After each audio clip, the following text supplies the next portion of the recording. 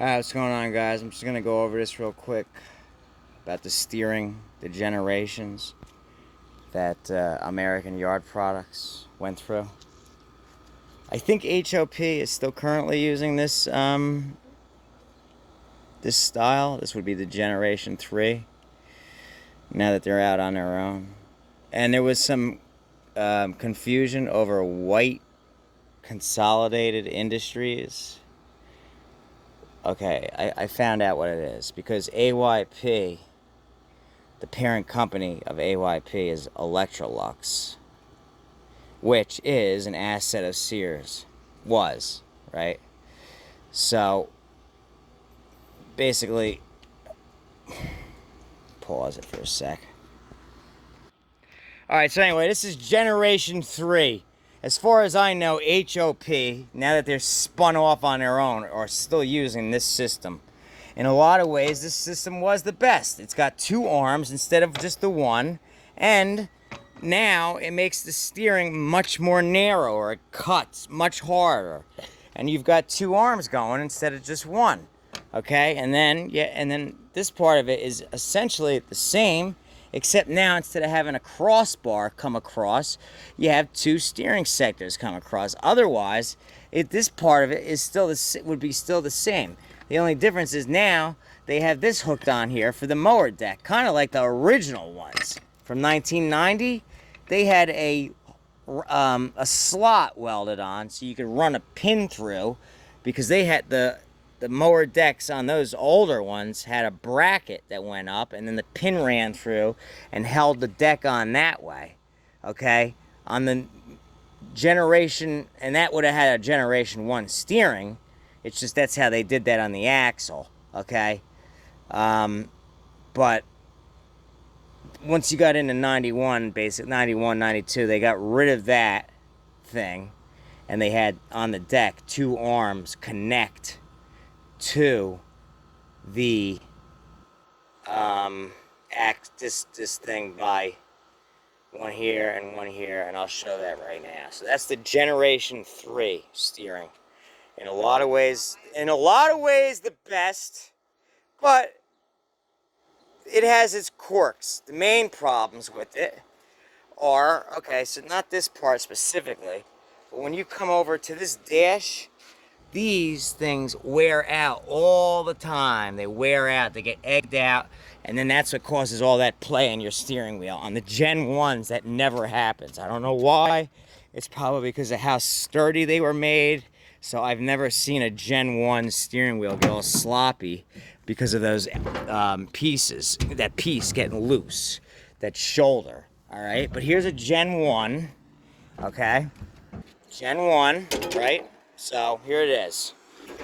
See how you get your one arm that goes to it, right?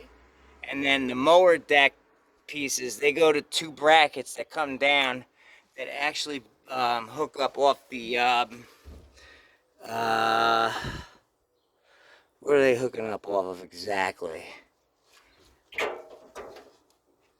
piece in between that holds the axle goes in between. That's where the brackets go.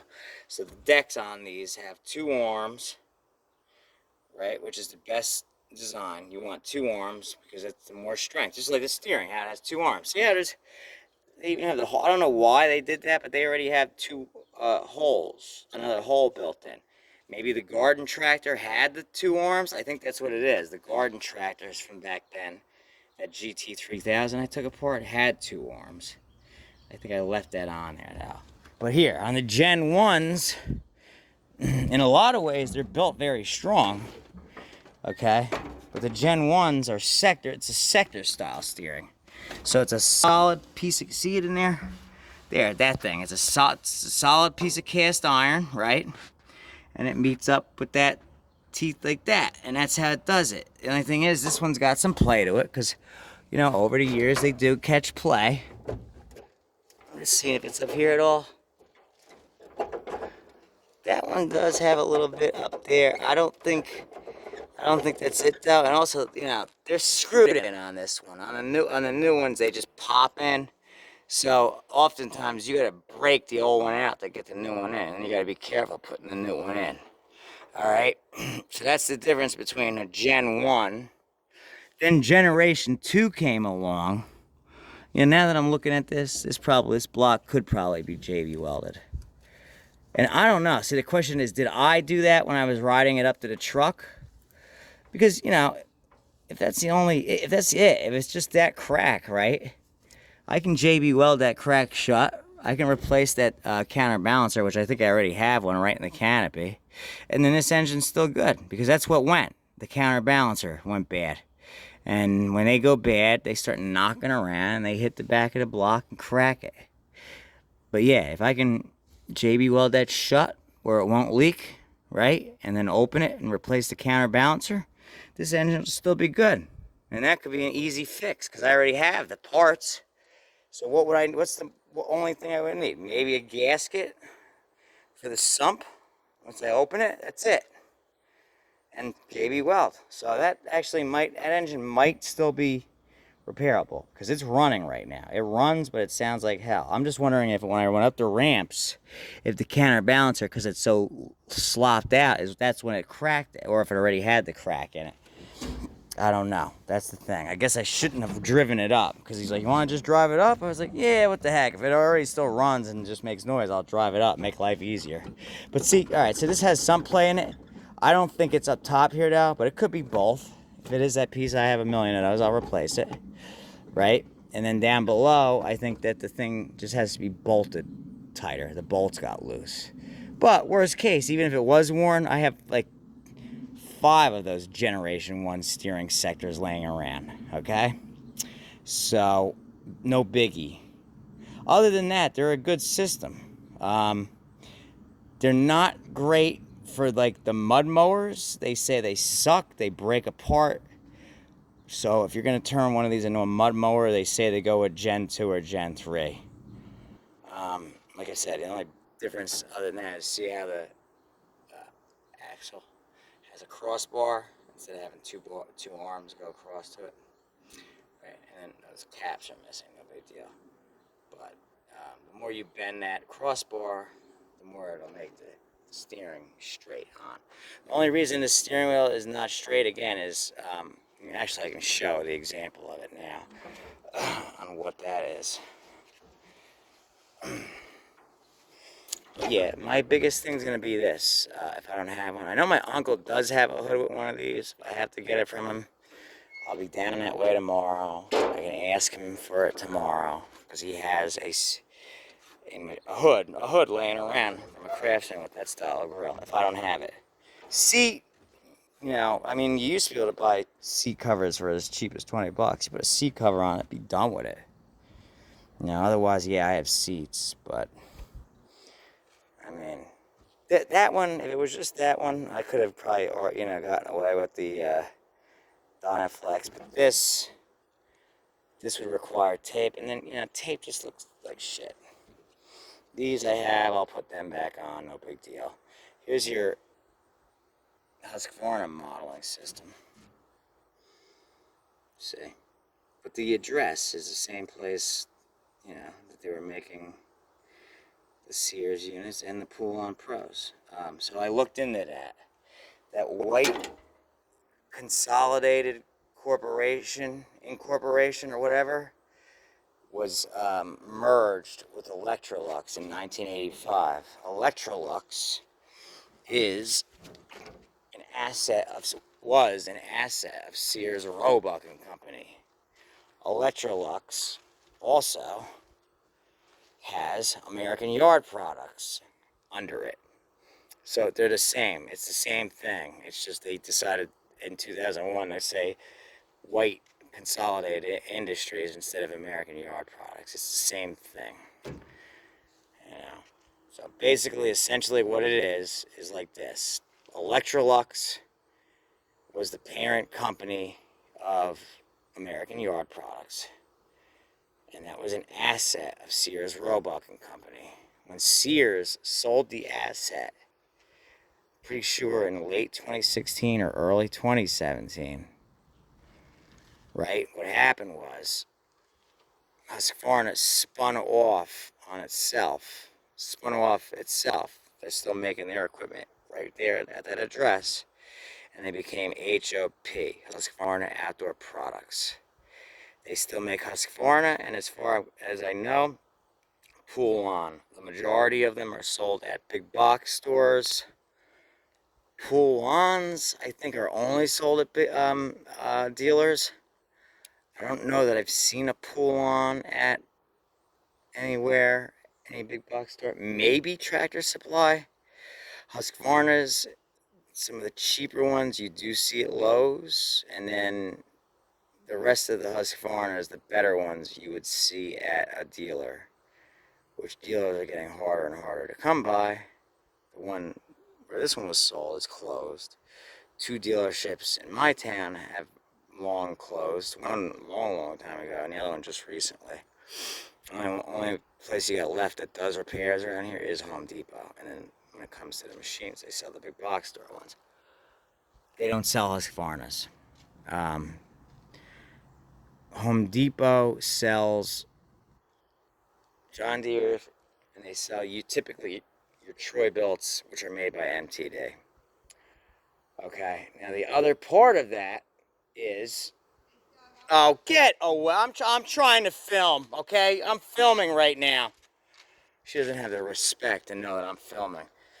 Okay, so, where was I going with this? So, okay, yeah, so HOP spun off, and then the Craftsman name did not go with HOP. The Craftsman name got bought up by MTD so that they could start selling MTD branded machines at Lowe's. They are not the same machines as these AYP machines. They're completely different. They're the crap ones. They have usually F&Rs. You know, they have gear drive. That's one thing, but usually they're the F&R. You know, poor man hydros are not real hydros. And the one way you can tell is because a lot of times the hoods, at least in the beginning, the hoods were basically still the same. It's like they were contracted to be able to use the same style hood, but the rest of the machine, you could tell it was an MTD. There was many ways to tell. One, by the F&R trans, and then, you know, other things, just like the decks. You know, you can spot one of these 42 AYP decks a mile away, even after they stopped making them with 2 arms in the front, and they went to just a 1 arm, which was a bad thing because it weakened them. But that's what they did. And then the early ones I was talking about, they had a humongous solid bracket. It was held in by a pin on the deck and up on the axle. But they were typically 38-inch mower decks, and they were your typical 14-gauge steel, and they rotted out easy. But the way they were installed was solid as a rock. All right, so that's Gen 1 steering. Okay, that over there was Gen 3. All right, what's pluses and minuses for these? I think overall,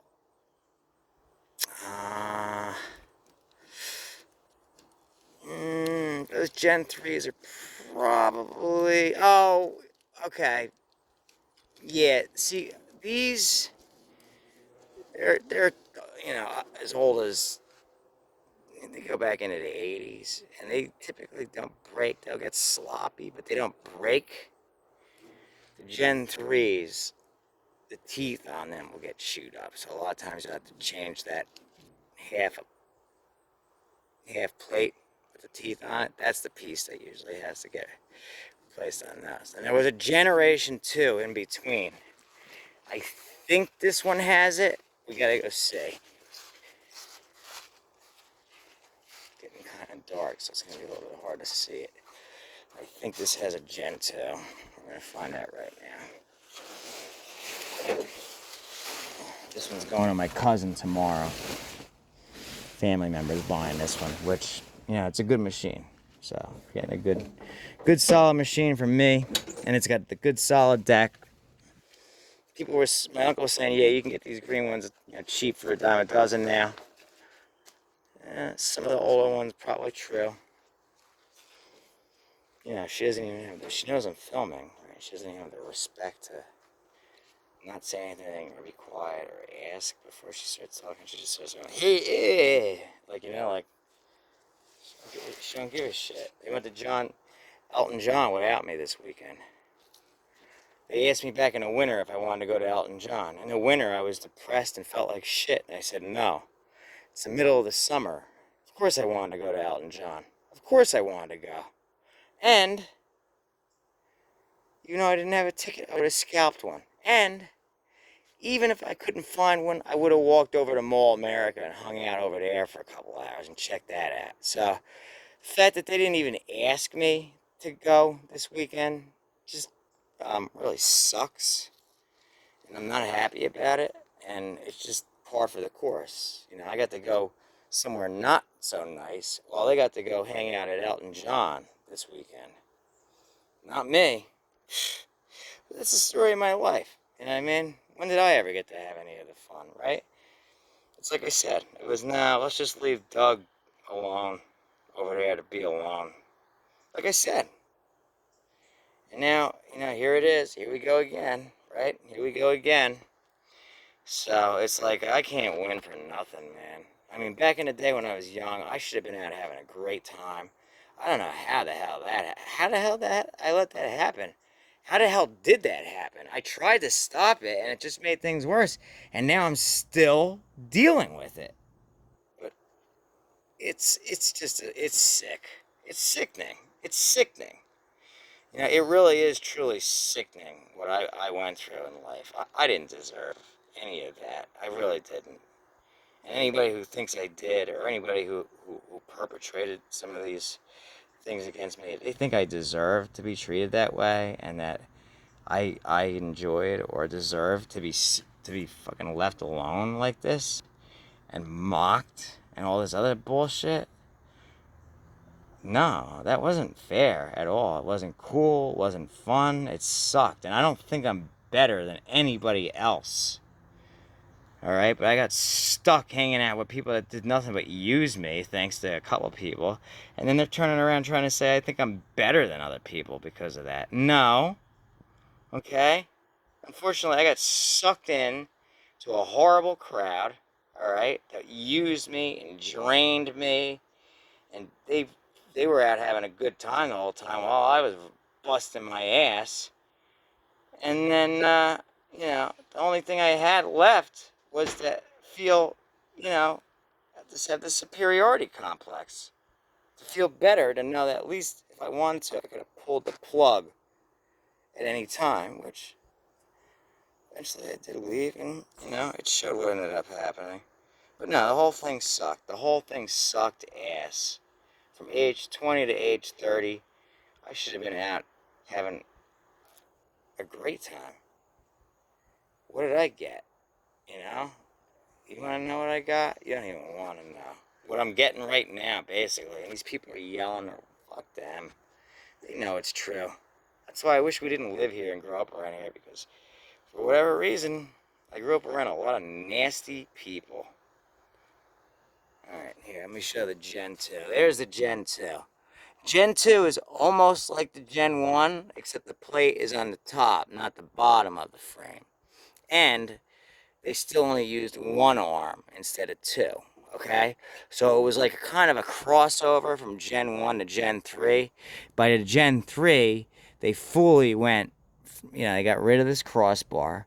They did two of these arms, right? And they had that piece down below, and that's how they did it.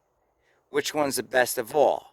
Well, these ones still screw in, so up here, these ones don't get sloppy yet, right? Okay, these ones don't have the narrow turning radius yet, but they do steer well. I don't know that I've had one go bad. So, mud mowing wise, I would say the Gen 3 would still probably be the way to go, because you've got two arms. Mowing wise, this Gen 2 is probably the way to go of all. Like I said, the Gen 3s, yeah, they're all cast iron, but they get a little bit sloppy, and you know, others are going to have to put their input in about which generation steering they like the best. Do they like the Gen 1s? I mean, like I said, I've had a ton of machines with Gen 1s. They've all worked amazing, great. Nothing to complain about. I've had a few of these Gen 2s. They've all worked good. You know, I've had a few Gen 1s sloppy. I don't know if I've had any Gen 2s sloppy. And then, when you go into the Gen 3s, don't think I've had any of them with an issue.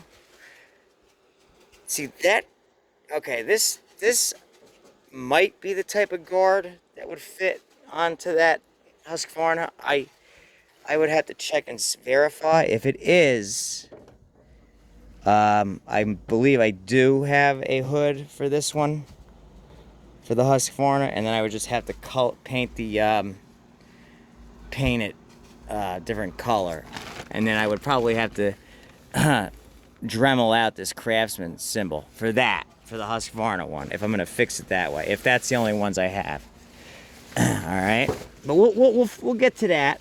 Okay, the seat, like I said, I've got seats, so I can either use a seat. It's gonna probably have to be one of the older seats that take the Gen 1 seat safety switch, because they changed that up at least once, maybe twice. So I have to see about that. But yeah, see, I'm not sure. This is still different shaped and I think narrower, so I'm not sure if this would fit or not. Okay. The only thing I've seen happen for sure that was no good on one, it was an older Craftsman square body, but it was the bigger one. I had the bigger V-twin, not V-twin, opposed twin, with a bigger, like a little bit bulkier. It had the bigger hood for the larger motor. What had happened was this got so sloppy that it started to crack it, and then it got really, really sloppy, and it never steered right, and then it ended up finally breaking off. That's where I've seen one fail. That was a Gen 1. That's where I've seen it fail. But then, as far as that, it could be debatable. It could be depending on which which application you're using it for. Are you doing it for mowing, or are you doing it for mud mowing? For mud, mud mowing, a mud mower. Are you going out the bog out in the woods, or are you going to do it for mowing the lawn? Because if you're doing it for mowing the lawn, these Gen 1s are just fine. Like I said, over time they get a little bit sloppy, but that can be addressed. The Gen 2s, they seem a little bit sturdier, okay, for that situation where they wouldn't get as sloppy. But I think the one thing you had to worry about in them was the teeth going bad on that half circle. I think that's the one thing that happens on those mainly. And then the Gen 3s, they're great because they have the narrow turning radius, and they're just like the Gen 2s, but they steer even better, and they have two arms going to the axle, which would make them stronger, just like how the mowing deck on these has two arms, which makes the deck stronger. How on the new ones, they went down to one arm, which makes them weaker. All right, so you guys that know about this stuff, chime in, let me know. I know they also did they started doing a lot more of the cast iron axles instead of the stamped steel. That would be stronger in most cases. However, a cast iron axle can crack. It can crack right in half. Stamped steel isn't going to do that. It can bend up and get all squashed, but it's not going to crack. That's the one story I've heard, is that the cast iron ones have cracked. All right. But beyond that, see how these only have one hole? Because I think on the garden tractor ones, even from that era, the garden tractors had 2 arms because they were so, big. They had the bigger tires and much heavier that they needed to have the 2 arms. So obviously that is a better setup to have that. And as far as mud mower is concerned, the Gen 1 seem to be the weakest. I've seen where the things have broken apart, and like the washer in between them went bye-bye. And so it seems to me like for mud mowing, these would be the best, the best way to go. It would seem. Like I said, the only difference is on these newer ones, these wear out all the time. So this is where you get your slops, and these have to be changed, which is nothing. That's no big deal. That's an easy repair usually, as long as you can get the as long as you can get this off the off of here. If you can't get this off of here, then you're in trouble. But see how this is splined too? See, wherever you put it, that's where that lines that up. And then on this one, does it also use the thing with the teeth? Yeah, it does. It does. There it is. Where's the steering wheel? So this is what I was talking about over on that orange one. Well, you've got the steering wheel, right? It's got these teeth like this, and then you've got this piece, right? So you put this on straight, and you make sure your steering's perfectly straight. And then once your steering's perfectly straight, then you find which spot would be perfectly straight for this. In this instance, it would be right there. Drop it in, and boom, it'll be perfectly straight again. So how that Husqvarna steering wheel's crooked right now, that's all you got to do to straighten that out. Alright, so I just wanted to go over that. That's the 3 steering systems they've come up with. Each time they've improved. One place they weakened would be on the dash. That plastic, I don't even know exactly what you call that thing. It's the support, basically. The shaft support.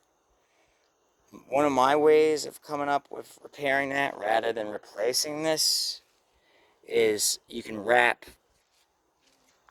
thin sheet metal around this, adding it more to make it fatter, and then boom, that's increasing your sloppiness out without having to replace that thing right away. That's one way you could do it if you wanted to. Alright? So, that's pretty much it. If anybody, like I said, I definitely want to hear from you guys. You guys that are into these AYP Craftsman as HOPs. Like I said, I don't think there's any changes in the HOPs. Let me know which ones you guys prefer and why, and which ones you think are the best and why. I know those Gen 1s were around a long time before they went to these Gen 2s. Those Gen 1s were on some of the 80s units. I think the one I got from my uncle, my very first one, which was like an 85, would have had that Gen 1 steering. So the Gen 1 steering went all the way until, that's 01, that still has a Gen 1. That was over there is an 03, that has a Gen 2. So I'm guessing somewhere between 02 and 03 is when they went to the Gen 2. So you're talking about at least 17 years. And then to get to Generation 3, you're at 03, right? This is 09, so that's only a 6 years before they went to this Gen 3, so it was much shorter. So they quickly changed it again. So, did they find that other way to be a little bit weaker? Did they decide to do this because they wanted to have the steering radius become much, greater? That, I don't know.